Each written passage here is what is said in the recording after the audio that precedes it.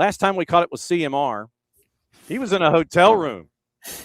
He was in a hotel room that was probably closer to San Francisco than Levi's Stadium.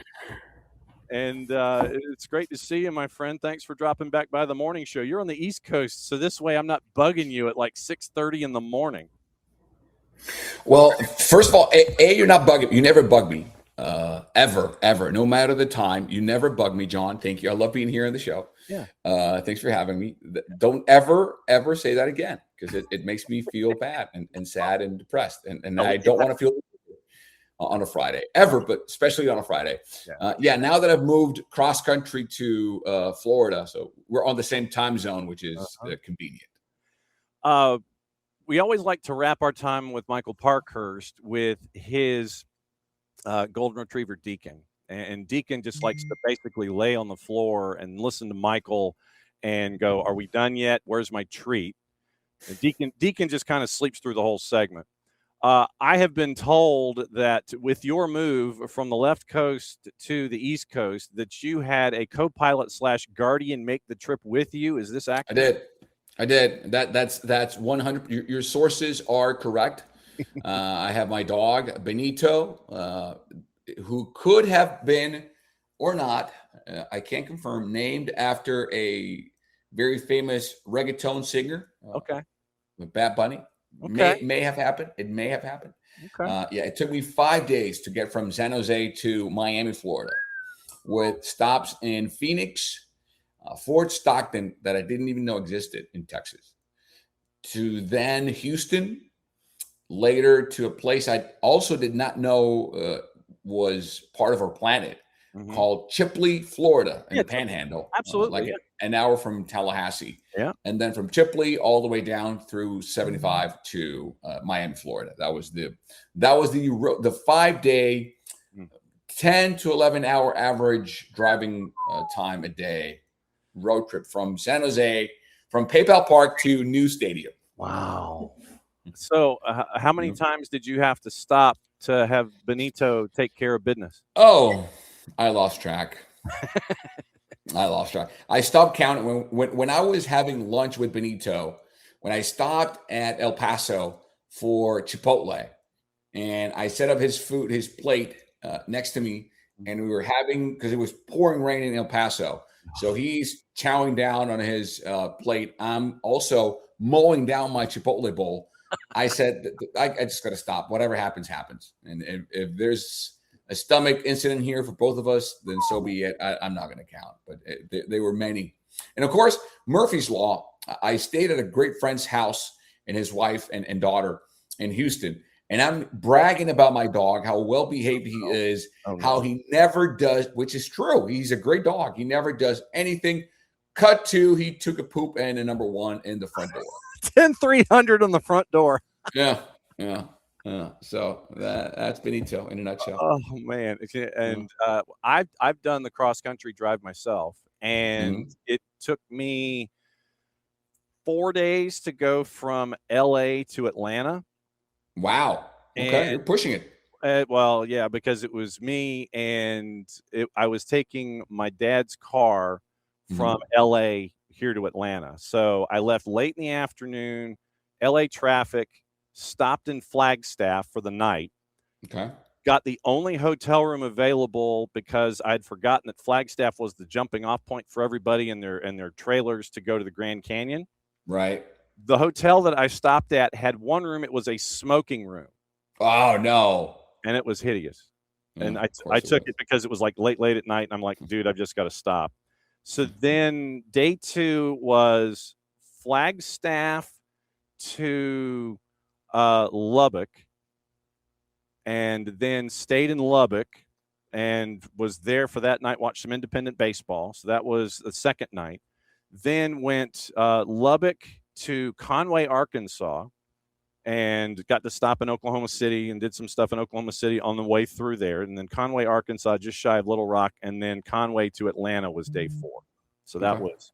So yeah, I was driving my dad's car back from Southern California to here, and so that was my tour. So I know of which that's kind of what I did. I did that because I was driving my ex-wife's car, because we moved, even though we're separated, we moved together with her kids from California to Florida. So she flew with the girls and her mom, and I drove her car with the dog. So I can relate. You sir, have Orlando and RSL this weekend. I do. And it's really cool. And this is your first English language play-by-play assignment for Apple, yeah? For MLS, yes. For MLS, yeah. Mm-hmm. Yeah. How's that feel? Great. Really good. I mean, first of all, thankful. That's the first feeling that I have. Is it's a sense. It's a mix of gratitude and thankfulness for Christian Bredes Lafremina, who's my boss at MLS, and for Kirk Reynolds, and for everyone who has deemed me good enough to do this in English, which I've done in the past for Telemundo. I've done Chivas games in English. I've done 49ers games in English. For you might be asking why he's talking about it. Well, Spanish is my first tongue, my native tongue, right. But I'm perfectly bilingual, as you can hear. Mm-hmm. But I was hired by MLS to do games in Spanish, them knowing that I can do stuff in English, because over the past 4.5 years, I did work for NBC Sports Bay Area as their main English host for 49er content, also for the Giants and the A's. So I hoped it was just a matter of time and the right game or the right circumstance or the right set of situations to combine themselves for me to get this opportunity. And I couldn't be happier. It's in Orlando. It's a great game. I get to call the game with Laura Lindsay, who is amazing.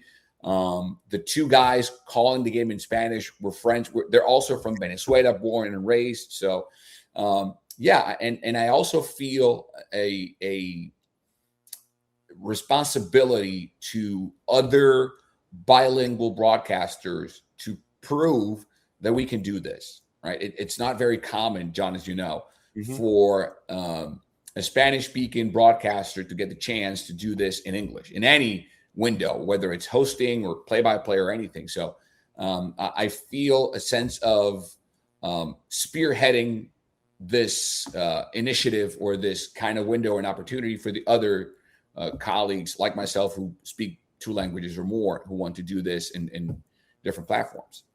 Brian Dunseth in the bullpen. He'll be joining us here in a couple of minutes. It'll be fun to catch up. Dunny? Yeah, Dunny. I mean, I can punch him in if you want. Yeah, get him in. I love Dunny. All right, so we'll punch Dunny in early, and we'll bring Dunny. Yeah, look at this guy. I have to see his face plastered around Salt Lake City, his beautiful face for the Thursday radio show, and talking about RSL. Hey, Dunny. What's up, guys? How are you? What's up, I didn't even get connected. I was going to put my headsets on. No. What's going on, guys? Why is it so freaking hot in Salt Lake? I was melting the other day, buddy. I'm going to give you a little, geography lesson. Hot. This is the high desert. So when we get in the summer, you're like at 100, 110. People forget, like, we're 4,900-ish feet. So, yeah, man, it gets super hot, super cold. It was warm in there inside the booth. It was horrible the other day. Well, I mean, there's an air conditioning and there's a window. I mean, we've got options. But it's kind of like back in the 80s. We just roll that window down. There's no AC. It's just air. Like we go back. We actually used a key to turn the car on. Like that's what you're spoiled, man. Carlos, you're getting spoiled out here with technology. Look, to this day, first impulse for me is to roll down the window, and if not roll down mine, roll down the passenger window when I'm on the interstate. Yep. Because one of my first cars was a Dodge Aries K midsize station wagon. Oh, okay. And it was awful. So just to give you a sense, John, of what I went through on Wednesday, and for those of you who haven't been on American First Field, the booth doesn't have glass. It's you have to lift the gate. Yep. You have to pull the gate. It's a gate. So you have to pull it up to watch the game. So it's a yin and yang situation. I have the AC blowing my head off from the backside, and I have the heat compressing my face towards the AC. You've got a thunderstorm it's like going on. Cold, warm, cold, warm, cold, warm. So you've gone soft, my man. You're getting soft in your old age. Holy moly! Wow. I was just waiting for the thunderstorm to happen right in front when the stuff's coming in from the window and the stuff's hitting you from behind. There's a thunderstorm that happens. So, Dunny, with CMR calling RSL and Orlando, I know that he has done his own bit of research with the Purple team and the team that is there in your hometown. What piece of information do you think is not on his study sheet that he would like to have for the broadcast coming up? I would go with maybe what's missing. I was pretty adamant that there was a lack of athleticism in the midfield, and I think right now at this stage of the season, the loss of Emeka Eneli, with Griffin Dillon busting his 5th metatarsal in the dying moments of that game out in St. Louis, all of a sudden they're super light in that midfield, and I think there's, based on substitution pattern, there's concern with Stein Spearing's inability to play the full 90 consistently. I think Caliskin's a worker bee. He's a piano carrier.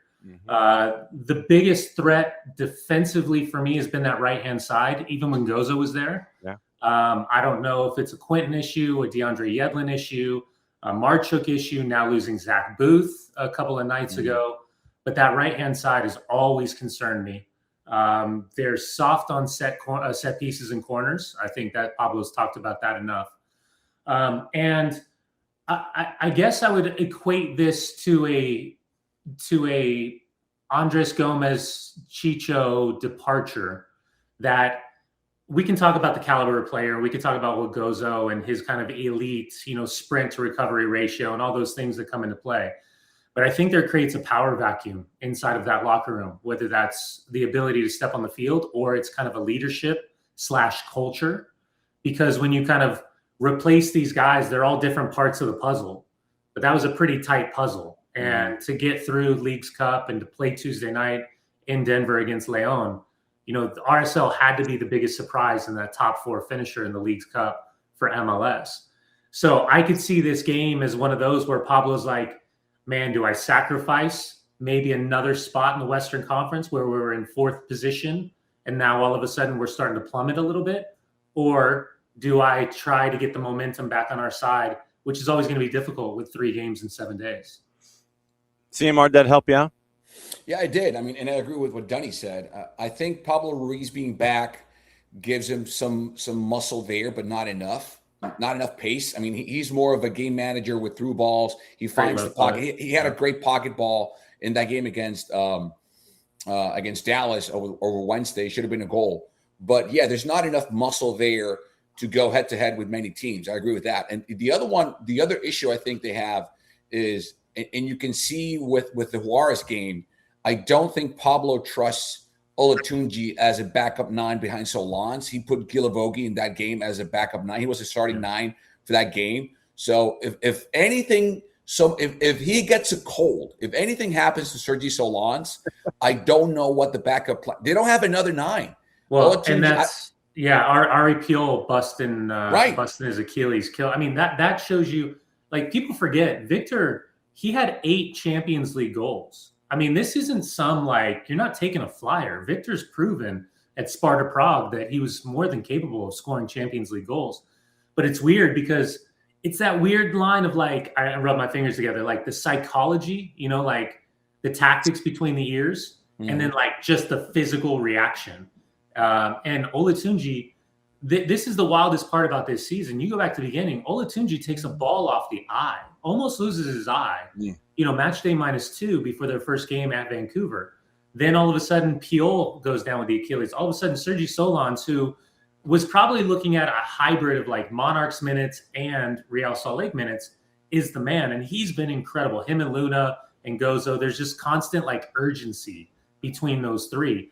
I can't figure out Gilavogi. He's kind of like, to me, like Matt Crooks was before Crooksy left RSL and went back to Hull City, where he's just one of those guys that's like, he's just the pass before the pass that kind of leads to something.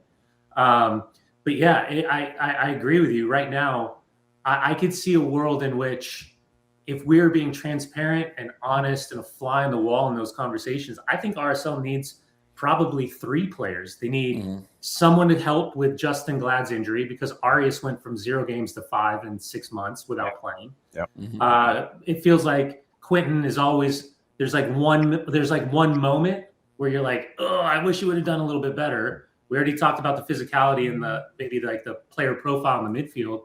And I think they need a little bit more competition up top. And on top of that, RSL has a history of selling their best players in the summer. Whether you talk about Jefferson Savarino, you talk about what happened with Andres Gomez. Now there's no Chicho. Now there's, like Anderson, Julio. Like RSL fans are getting a little bit nervous, especially because now Miller Sports Entertainment Group and their history with the Jazz. Mm-hmm. It's going to be interesting to see how they reinvest. Yeah. Because this payday for Gozo, 15 plus 20% on the backside is great for the academy. You're going to recoup a lot of money, but does that just go into the overall budget of what's necessary for capital calls, or can that go straight back into the squad? No doubt. Carlos Mauricio Ramirez gets Orlando and RSL, the purple team, and Lori Lindsay and CMR. You realize, of course, sir, you are not a stranger here. You know the keys to the kingdom. You got the garage door opener. So anytime on a Friday, you can come in and crash. Yeah. Thank you, man. Appreciate it. Thank you, Dunny. And glad that you are on this side. And for a minute there, I thought you were going to say that you named your dog after a famous San Diego Padres catcher. No, Benito Santiago. No, after Bad Bunny, which is, by the way, Dunny's favorite singer. Also, Bad Bunny. Yeah. That's a conversation for a walk back in Seattle from the stadium to the hotel. Dude, we got space. If you guys want to crash anytime and have that kind of conversation, Carlos, have a hell of a call this weekend. Great to see you, my friend. Do not be a stranger, and we'll catch up with you soon, eh? Thank you, guys. Thank you both for the time. And Dunny, love seeing you, buddy. Just heads up, don't be surprised if we see more 4-2-3-1s from RSL. The way he finished the game against Dallas, I wouldn't be shocked if we see more Saba, Guilabogi, and Diego behind Solans. I don't know if this is the game to do that, but maybe in the future we might see some moving pieces around for Pablo. We'll see what happens. Excellent. CMR, good to see you, my friend. We'll see you soon. See you, buddy. There he goes, Carlos Mauricio Ramirez. And now, Dunny, I think this is actually your debut on the morning show. Yeah, this time. I'm excited, man. I'm very, very thankful for the offer to join you, my man. Well, I mean, as I told CMR, it's like, look, you now know where the garage door opener is. You've got the key under the mat. So literally on a Friday, and Kirk Morrison with the league, and it's just like, look, whoever wants to come in and crash can crash. If somebody comes in, they can come in. It's a party. We're getting set for the weekend. It's all good. So love it. If you're bored out of your mind on a Friday morning and Rennie's getting on your nerves, just sit there and go, look, dude, I'm out. I'm taking a break. I'm calling, I'm calling a 30. I'll be back. I literally just got done making protein waffles for my teenagers, and or actually all three boys. And my third grader just walked out the door before I jumped in. My two older boys I don't know what they're doing. They've got late start on Friday. So those two knuckleheads are doing. So this is kind of like the perfect break from like waking up and trying to get my kids off to school versus, just sitting around and watching YouTube. So yeah, I appreciate the offer. Anytime. It is an open door policy. Since we were talking RSL, let me give you a Sabalob Janidze question since we're based here in Atlanta. Obviously, you've gotten the early returns on somebody that likes to point at the watch. What have your early returns been on Saba time so far? Yeah, by the way, the point to the watch will always remind me of Clint Mathis over in Germany when he came on and he's just like hit a banger and he's like, yeah, I told you I should have played. I love Cletus.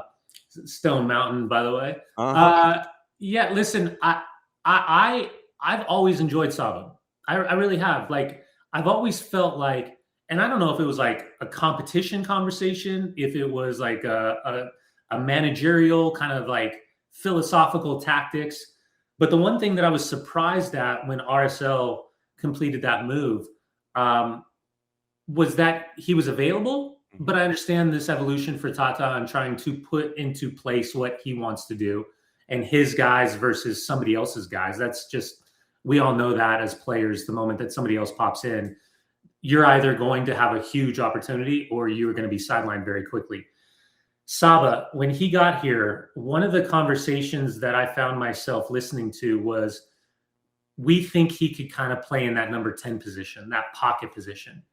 And it really caught me off guard. I wasn't prepared for it. Not that he's not capable of it, but because in my mind, his incessant work rate, and this becomes kind of the genius in the moment of this move, is that I truly believe that he's the only one within this group that has the similar physical qualities that what Gozo brought to the field. Mm-hmm.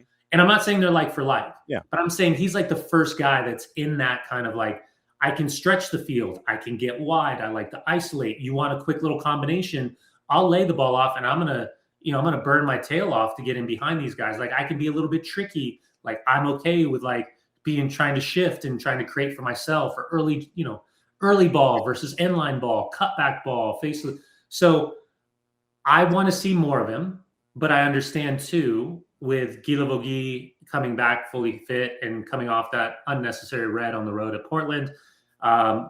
Luna's the only one that you feel like there's this constant sense of urgency, trying to get on the ball, trying to create something out of nothing.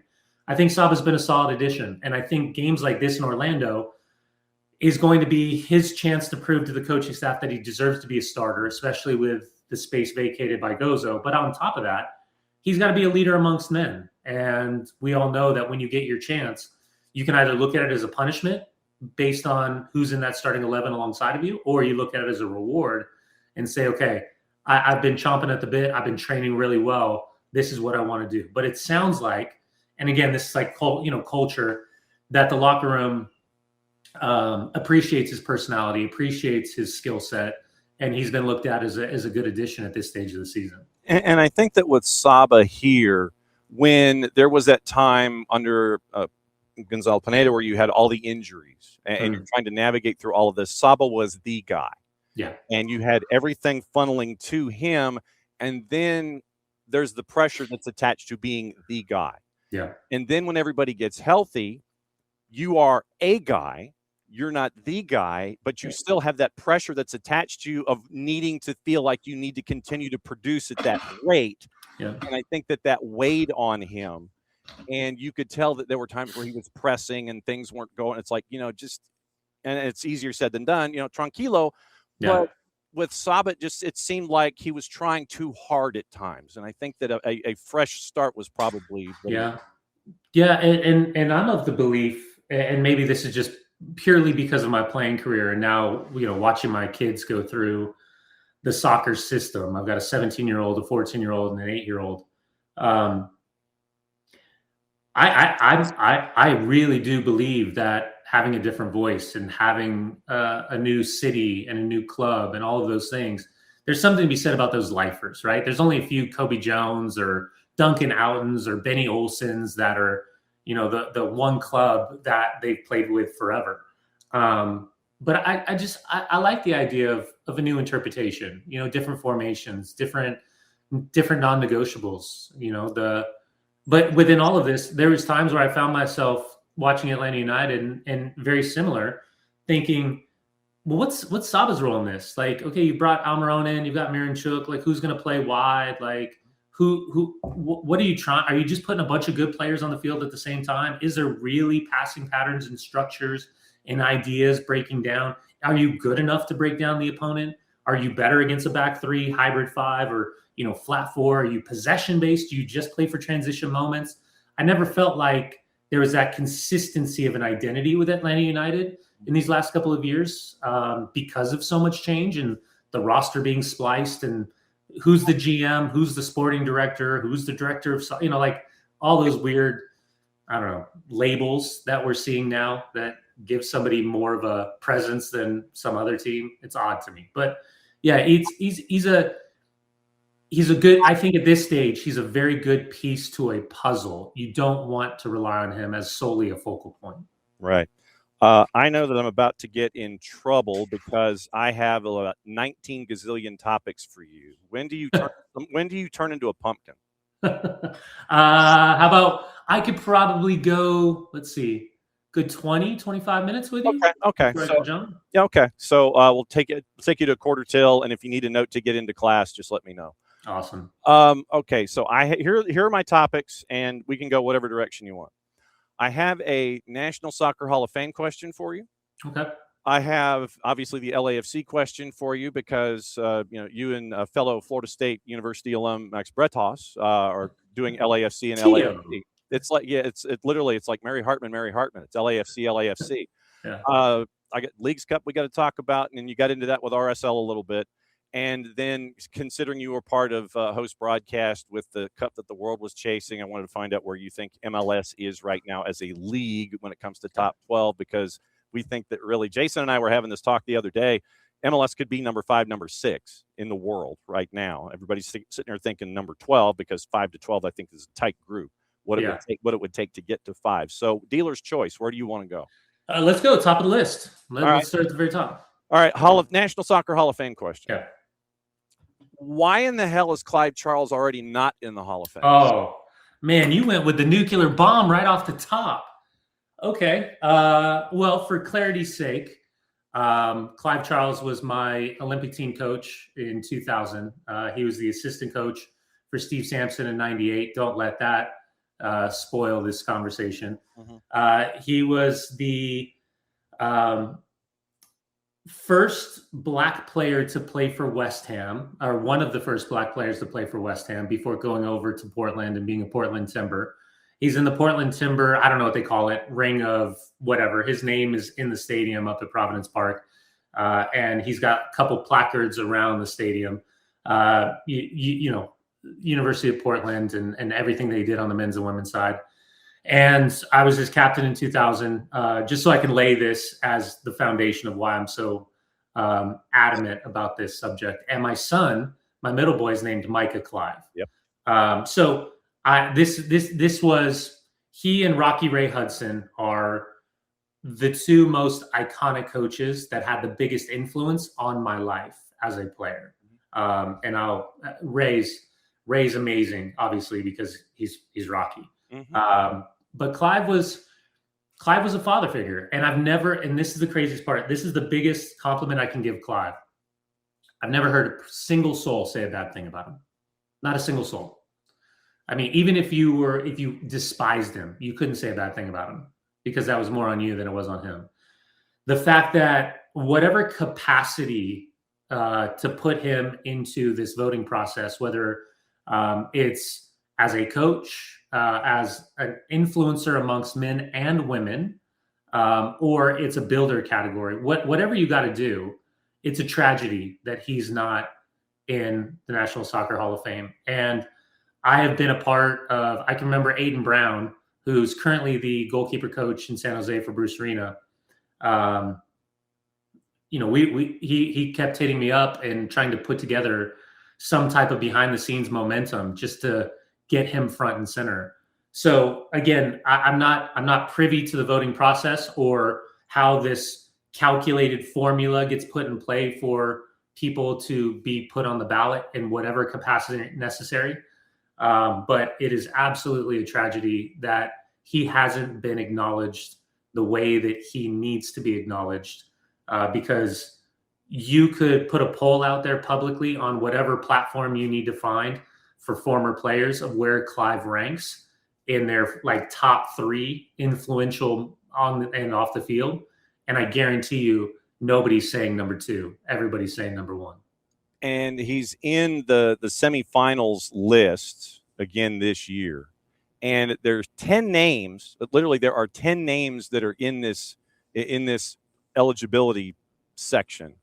And you look at that list and you're like, yeah, I could see easily 6 of the 10 getting in. And apparently it's only supposed to be 2. And I'm like, it seems flawed to me that you're only allowing that many in on any kind of a voting structure. But they're all seeming worthy. And the fact that Clive has been a part of this list for entirely too long, I've been somewhat rankled. And that's the word that I'll use early in the morning. Yeah, I like it. It's a good word. Listen, man, he is... and again, I've talked about this on a few different occasions with people that are interested in his legacy.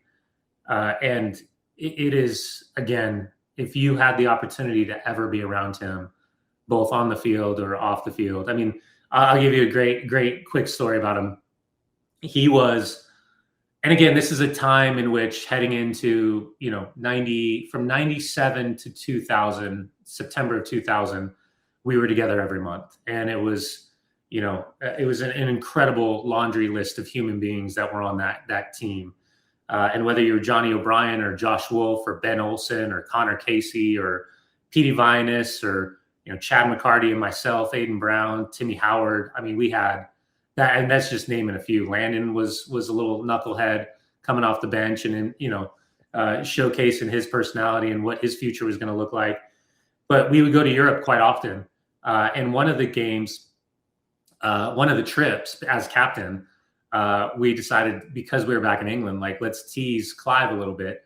And Chris Brown had somehow figured out how to take a picture of Clive, and he had this big afro, and he was playing for West Ham back in the day. And we put him on T-shirts, and we everybody got a T-shirt spread out. We're playing Man United at the next day, and at the time it was like John Thornton, Danny Higginbotham, who else? Jonathan Greening, Wes Brown, Phil Neville was in the group, Jordy Cruyff was in the group. Like, it was a pretty good team that we were playing the next day. But we were at the cliff, and we're warming up, and under our jackets, as soon as we look back, Clive turned around, we do like across the field, and we came back. We've all got the big old Clive fro faces on our chest, and it was just amazing to see his reaction. He's just like, "Oh, you mother!" And he just started, and it was great. We had him wound, and it took him a trip or two to find out who was ultimately responsible, because we vacuum sealed our lips to make sure no one was getting in trouble. But he found out it was me and Brownie, and we paid the price, but it was worth it. It was fun. It was a great time. And he let us be men. Like, we traveled the world, and we knew our responsibility, but at the same time, he understood he wanted us, as important it was to create kind of that fabric of culture and brotherhood and representing the national team, which is just an amazing, amazing feeling anytime you get that call. On top of that, he wanted us to find that maturity of responsibility of, okay, go explore, Sevilla, go explore Amsterdam, go explore Seoul, South Korea. And he wanted us to, enrich ourselves both on the field and off the field. And he was unlike Ray. Was the only other one that had created that type of culture within the group. And it was obviously a little bit different because Ray was Miami Fusion versus Clive. You kind of parachute in and have this incredible camaraderie. And oftentimes with this last group with the U.S. men's national team, we were kind of weaponizing that conversation about vibes. This was the one thing that Clive really leaned into, was you wanted to create a competition culture on the field, and everyone was fighting for their spot, and you had to prove that you deserved to be there. But at the same time, he trusted you to be an adult, even though we were all, 20, 21, 22, 23-year-old little knuckleheads. Yeah, and your Cal State Fullertonness is stuck where you're stuck with me also as a Titan, because in another life, I would have had I stayed in Southern California, because I was born in Lakewood, okay, right on the LA County, Orange County border. Yeah. My other life would have been being one of those junk ball left-handed relief pitchers that learned under Augie Garrido. Oh yeah, yeah. And so, look, I mean, for me, I know about Mike Pringle and the football team. Okay. Augie Garrido and the baseball team. That would have been my Kotze. Yeah, Mark Kotze. That would have been my pathway if I had literally, they're like, "Well, throw a fastball." I'm like, "No, I'm not going to throw a fastball. I'm not going to do that. You're going to pound it. That's not going to happen." You got a little Quisenberry knuckler underneath you? I had like 13 different pitches. Literally, I would go 3/4. I would go sidearm. Look what I got. Oh, there it is. Yeah, and and you get to go either with the seams or against it. You either do 2-seamer or 4-seamer. Yeah. It was slider, curve. Let's see, drop. Basically, you line it like this, and it goes like that, and just drops off the table. All those kinds. Splitter, slurve. I got that from Neil Heaton when there's a baseball card pull from the 80s. So yeah, all those things, and I would annoy batters to death. It was basically, and I'm sure it was fun, man. We always joke about, like, when people ask, like, were you ever in a frat or any of that? And I was like, no, I played soccer at Fullerton. That was its own fraternity. Like, it was us and the baseball guys, and it was kind of like us against the frat, I guess, frat row. But no, what an experience. My group was pretty much Joey DiGiorino and I were the two that kind of came out of our class and went pro. But now Sean Higgins is doing an amazing job, is one of the best premier agents in the United States. And watching Damian Brown and his coaching career with the women at Fullerton doing such an amazing job.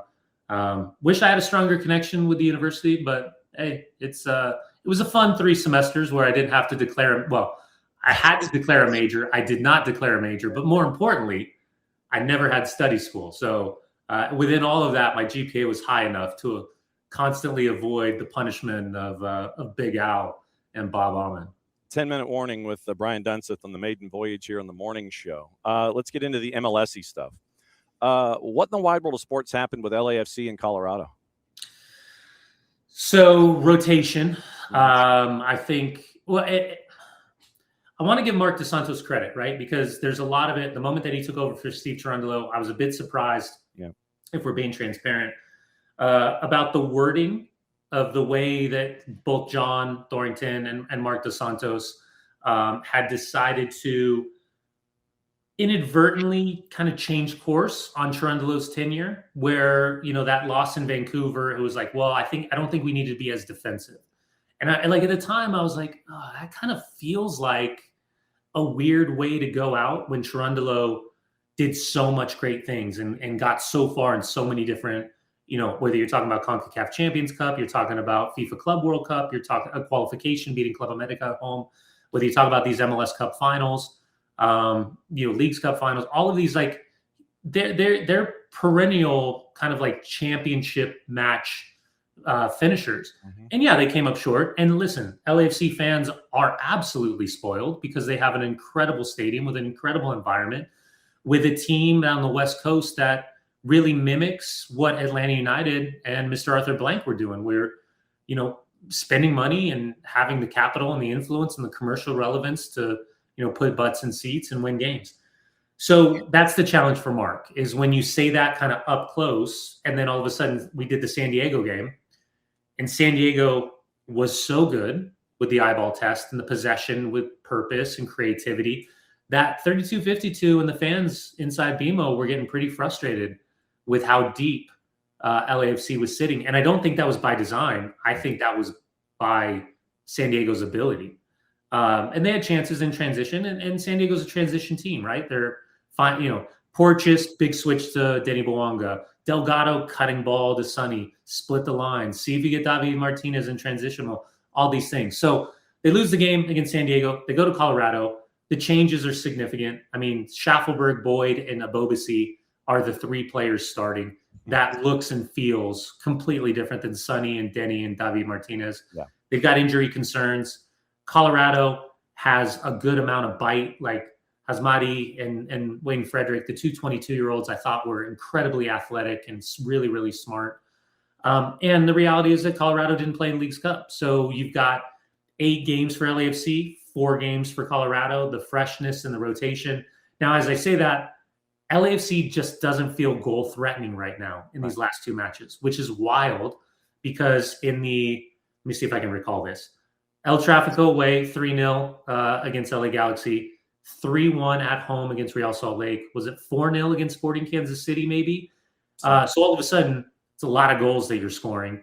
And then you go into Leagues Cup, which was a challenge because some great teams that you're facing and a great performance against Chivas de Guadalajara in particular. They don't qualify. They put all their eggs in that basket. They give up that late goal in the last game. And now you're kind of like, okay, how do we recalibrate what we're trying to do when Houston's having a flyer, Vancouver's incredibly consistent, and now we know all of these other teams, are they real or they're fake? So Colorado deserved it. I thought they've showed that they're still a little Jekyll and Hyde-ish, but it felt like Williams is a good enough replacement for Harrington in the back, because that's going to be a big loss, obviously, but huge financial windfall for the club. And I'm interested to see how they reinvest that money, similar to the conversation we had about Gozo the other day, or a little bit earlier. And now it's the beginning of the Marty Cifuentes administration in PDX, and now you've got LAFC in Portland. What are you anticipating now with Portland under Cifuentes? We did the first game the other day, their last game in Leagues Cup, and you could see kind of a couple little tactical elements, a couple little rolling moments from outside backs, kind of just figuring out shading. Concerned about Kamal Miller in some of these breakdown moments when you just go and watch highlights. There seems to be that left side breakdown that's been a problem.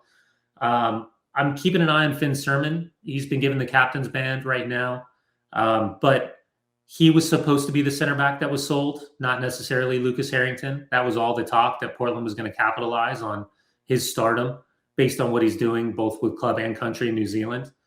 The midfield, that's a boatload of money for Cole Bassett. Mm-hmm. A boatload of money. And I'm trying to figure out if we do this thing, right, where we're judging the capital that's being kind of moved around. I see a good player, but I don't know statistically where he falls in line. I really like Caicedo, who they signed from Pumas. I think he's incredibly intelligent. Velda, man. Velda's one of those guys that you absolutely despise playing against. He's an antagonist, and he's the guy that just gets under your skin. But if he's your teammate, you love the guy because he's constantly creating these like mind game. He reminds me a lot of when I played with Jeff Cunningham for all the MLS After Darkers, Jeff Rowe in Columbus. He almost had to manufacture this moment of like Zlatan-esque, like me versus you. Like, did you just touch me? Like what? And then all of a sudden it's like, boom, straight to your face. Like just 5 knuckles, right to your dome. So that's what I love about Velda.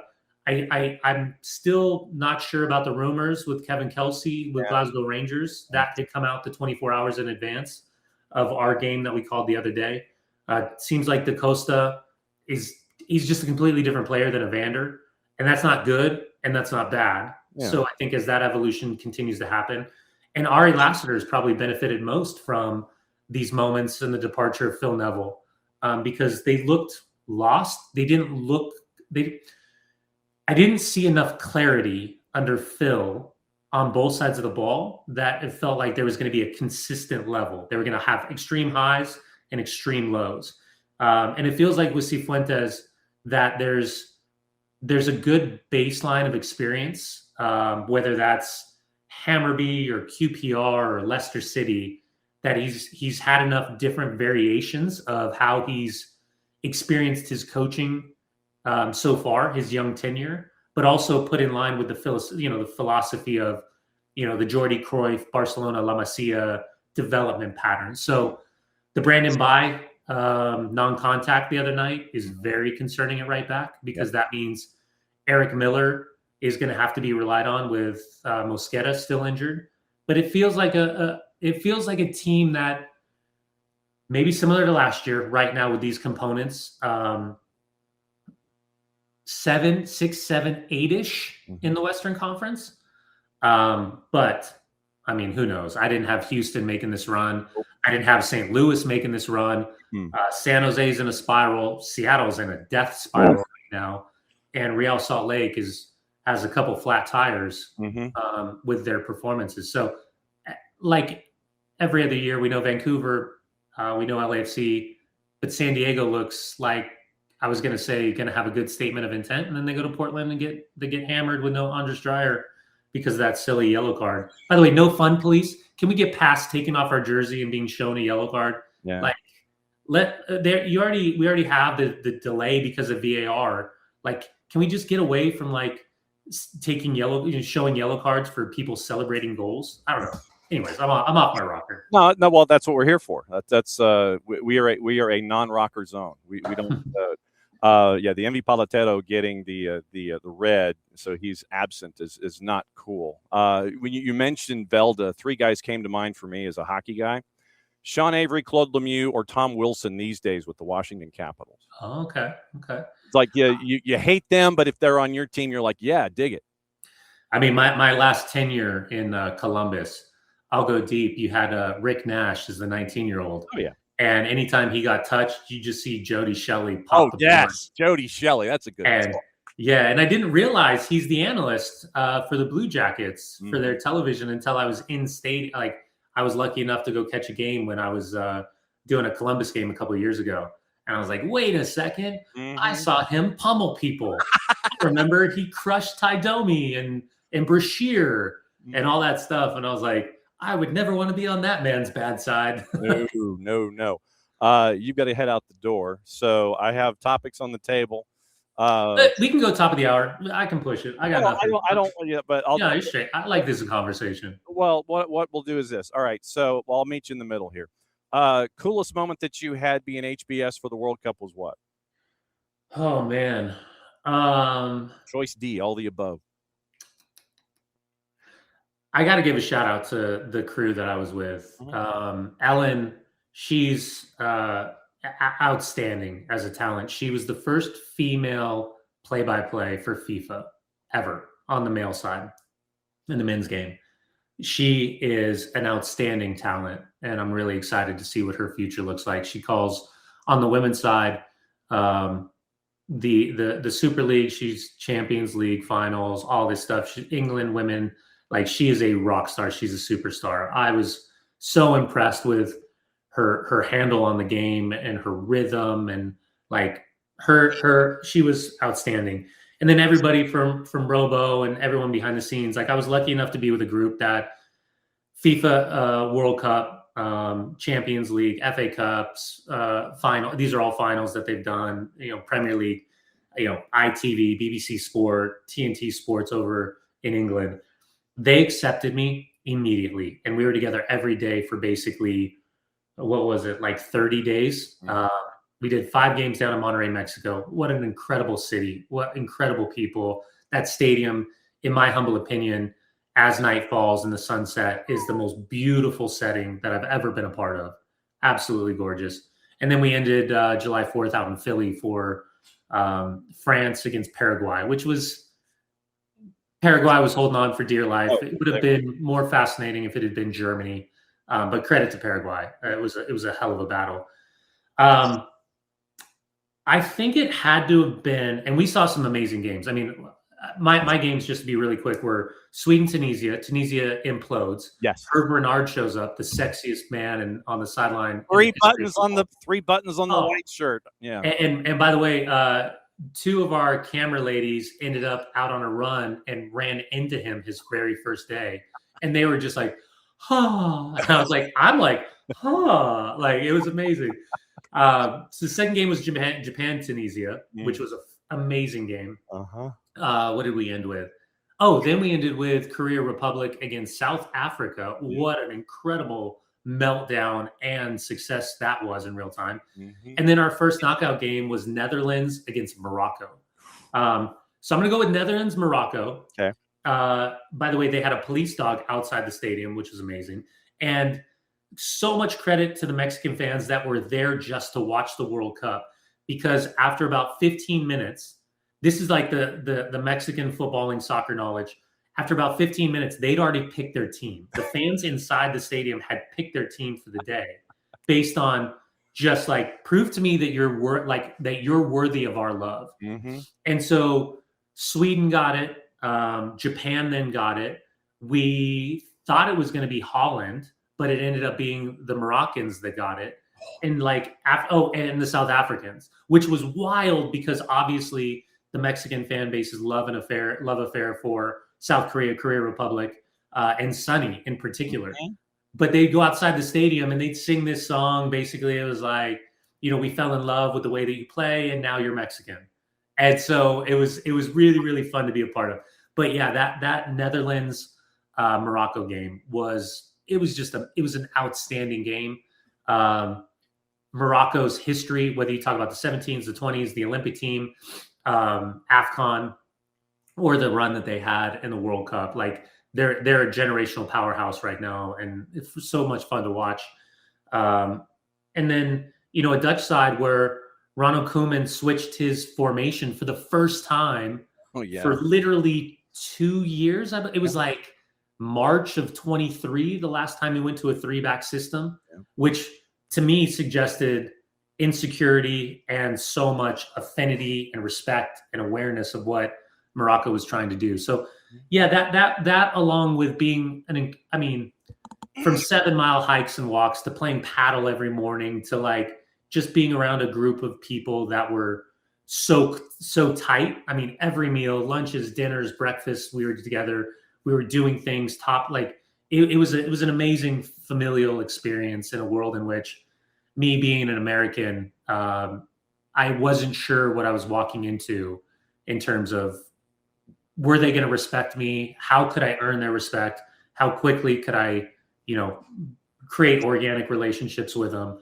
And that was my debut World Cup. So an incredible opportunity. Yep, and my Amex is still smoking from the amount of gear that I bought the entire time.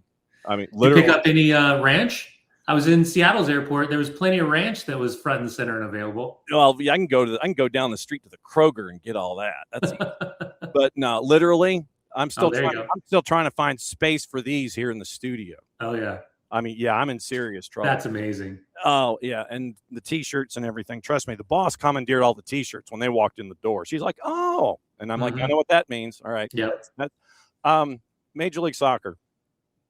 Right now, 10, 11, 12 internationally on this and every other planet right now when you rank them. I don't know what the Neptunian Premier League is when it comes to rankings or anything like that, but you figure 10, 11, 12. After the top 4 leagues in the planet, 5 through 12, it's pretty close when you can sit there and jumble your order.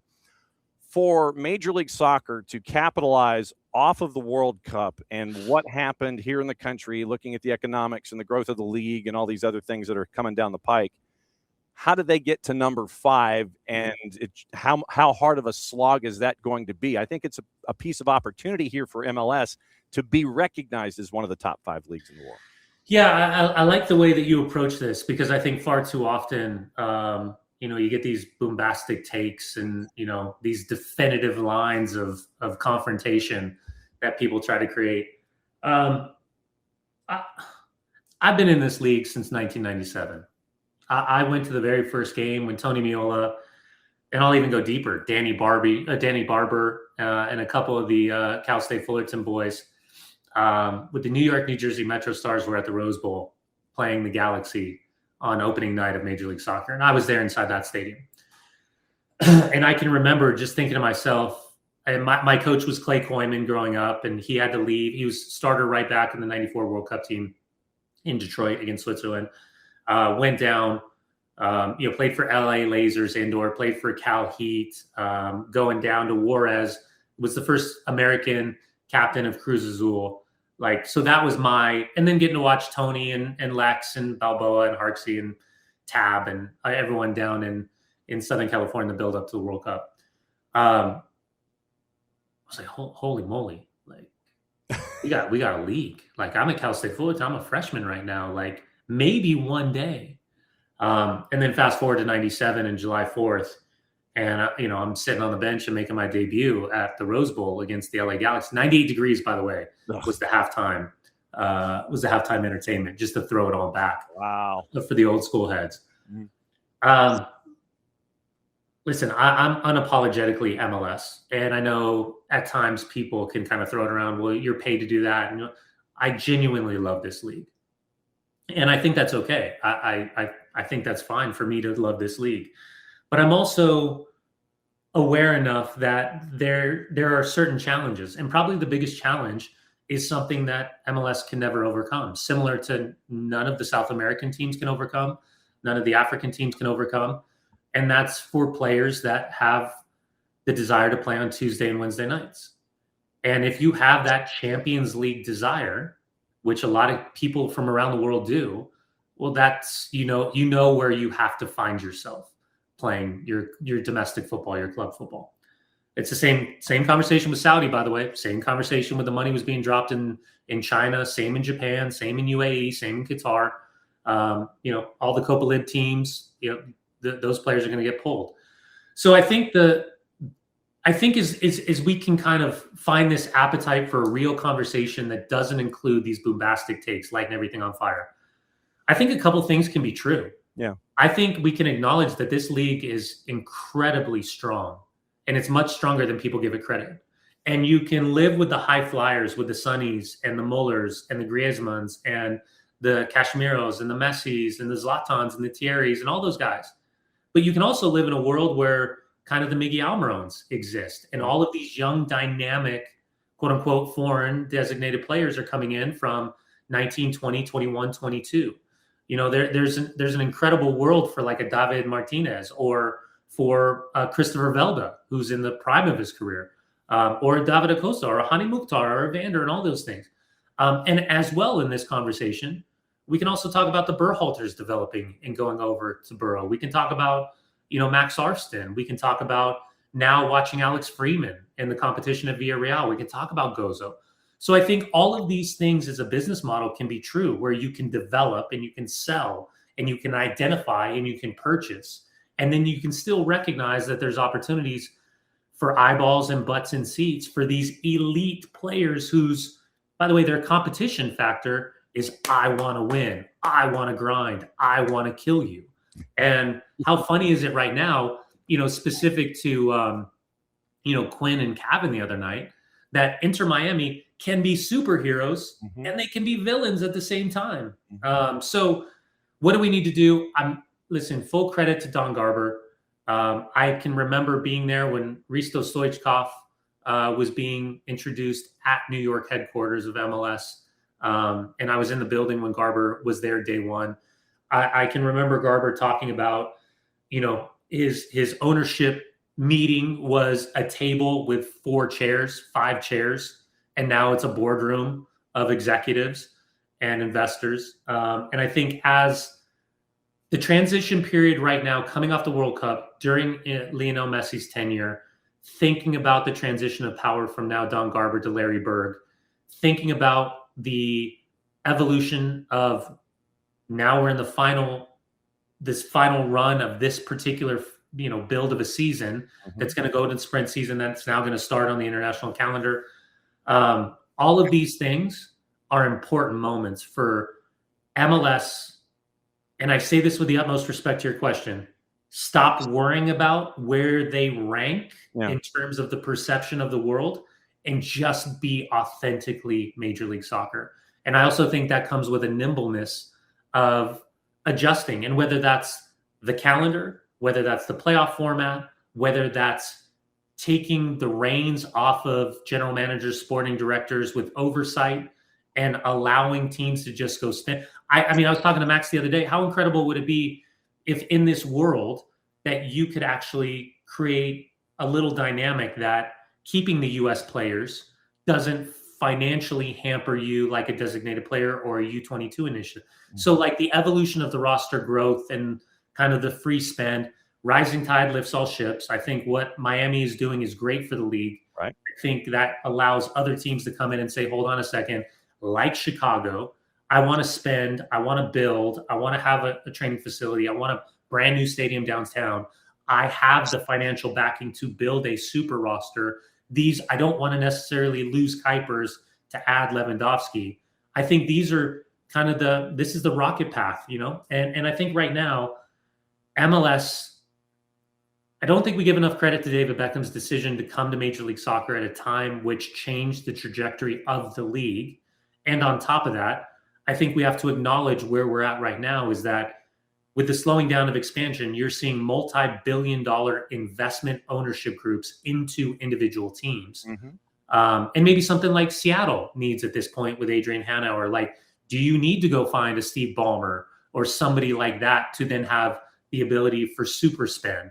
Are you trying to build your own stadium? Are you trying to acquire an NWSL team? Like all of these things, are you building the infrastructure? And how much is your capital loss on having a 16s, an 18s, a second team, a living facility, having access to a STEM school? All of these things are really interesting conversations. But I feel like the league's growing much faster than people want to give it credit for. Yeah. And that's why I think we have to have conversations like these, just kind of thinking like, hold on, there's a bunch of data points as opposed to, hey, pay to play is ruining our sport. By the way, if anybody can figure out pay to play, let me know. Yeah. I heard Landon said he had an answer. I love LD. Give me a shout, bro, because I just dropped $24,000 last year on my 3 boys. I would love to alleviate that spend. So yeah, let me know. And this is why we have look, I go into added time more than the average bear. I'm supposed to go 9:05 to 11:05 Monday through Friday, but 9 days out of 7 during the week, I'm going north of 2 hours just because of all these things to talk about. I can't thank you enough for doing this. It's a blast, man. Well, and that's the thing. It's like because we have this space, that's why we get to have these kinds of conversations instead of sitting there and going, like God, who was it that used to say this stuff? It was like, death, taxes, we're not the 3-letter paper over in England. That's not how we're wired. But to have this kind of stuff going across the page, that's why we like to have these kind of conversations. Okay, you officially have the garage door opener. You know where the key is under the mat. You know what Fridays are. Frankly, any day of the week, look, sit there and go, look, Nelly, I'm bored. I got to get something off my chest. I got to come in here. That's what we're here for, especially on Fridays, because you're at MD -1s, nothing's going on. So go back to your day, and the next time you're at AFF, say hi to our Jarrett Smith, the tall drink of water that's out there with us now. I appreciate it, my man. Thank you so much. This has been a blast. You good. That goes Brian Dunseth. He's cool. He's a Titan. He's an elephant. He's got elephants and things. All right. So, yeah, we're at 11 o'clock. Man, that went